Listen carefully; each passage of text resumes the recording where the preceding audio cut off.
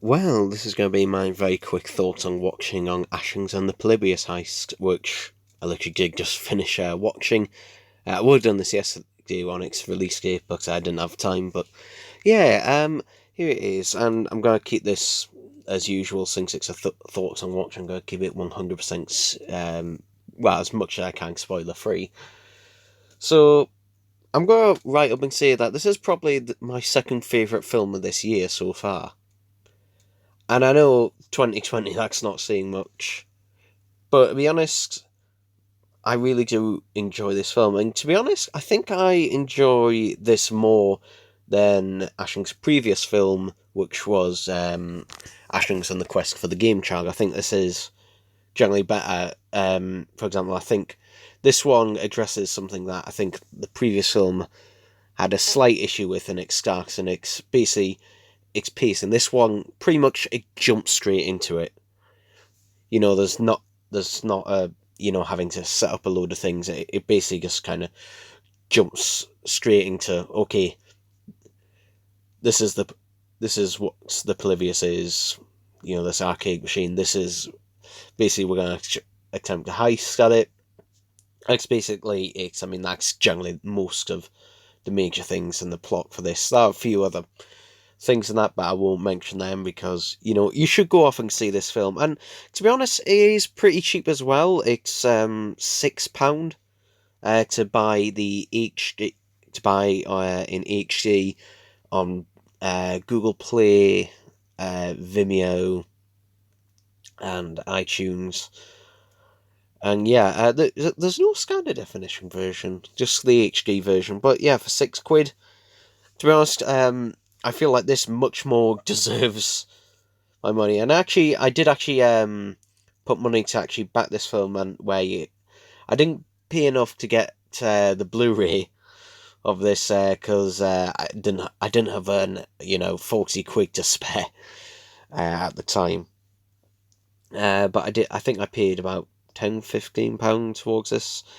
So, which gave you updates for the film. So yeah, it is being interesting seeing how it came about, and the fact that this was being able to be completed, especially during lockdown, and now a second lockdown just occurring. So yeah, it is a miracle that this film actually came out this year.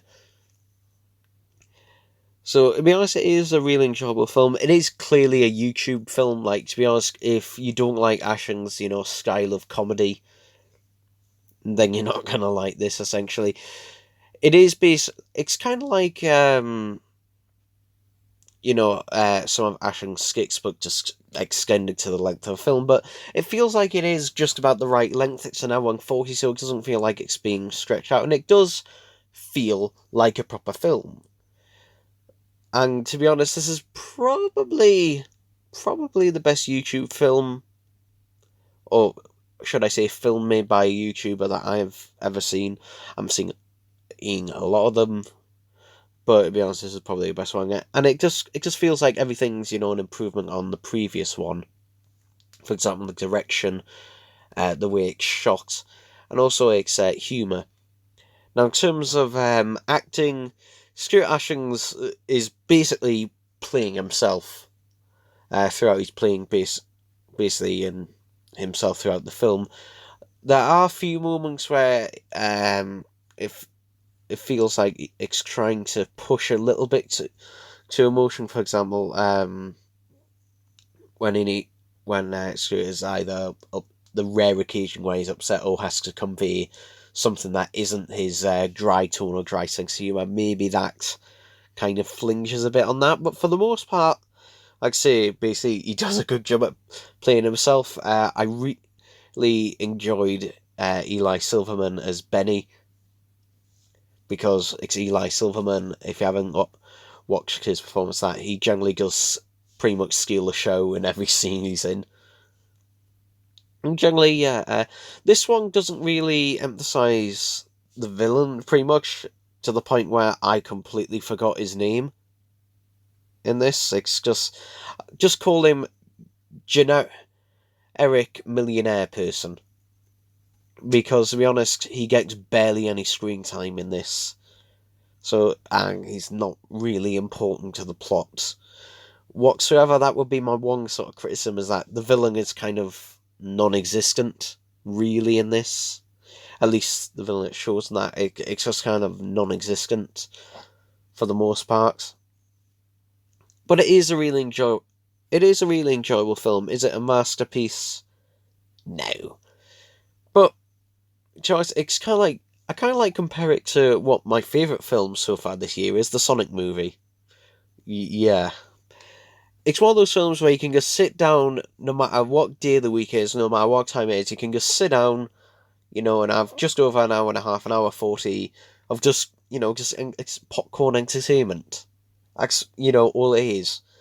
And it kind of knows that it's that as well.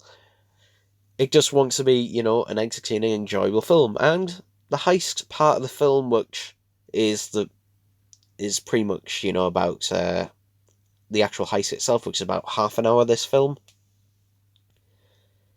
That is a really enjoyable part in the way that they go about it as well. So yeah, I can't really say anything more than just go watch it. £6. So go watch that film. And to be honest, if regular version of the Blu-ray comes out, if the Blu-ray gets a re-release, then I will definitely buy it at a reasonable price. I don't think it's worth £40, which is what the tier was on it. I wouldn't say that, but if it was released for £20 or under, then I would definitely pick it up.